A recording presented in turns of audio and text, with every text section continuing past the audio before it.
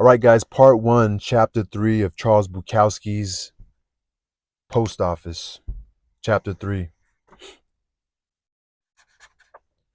The subs, if you guys know the subs or substitutes, the subs themselves made Johnstone possibly. No, the subs themselves made Johnstone possible by obeying his impossible orders. I couldn't see how a man of such obvious cruelty could be allowed to have his position. The regulars didn't care. The Union man was worthless, so I filled out a 30-page report on one of my days off, mailed one copy to Johnstone, and took the other down to the federal building. The clerk told me to wait. I waited and waited and waited. I waited an hour and 30 minutes, then was taken in to see a little gray-haired man with eyes like cigarette ash. He didn't even ask me to sit down. He began screaming at me as I entered the door. "You're a wise son of a bitch, aren't you? I'd rather you didn't curse me, sir." "Why, son of a bitch? You're one of those son of bitches with the vocabulary and you like to lay it around."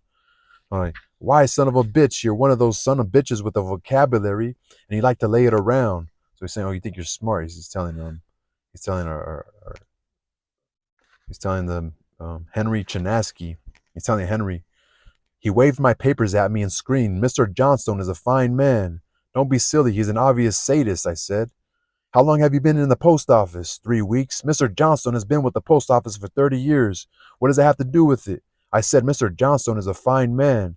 I believe the poor fellow actually wanted to kill me. He and Johnstone must have slept together. "All right," I said. "Johnstone is a fine man. Forget the whole fucking thing." Then I walked out and took the next day off, without pay, of course. That's funny.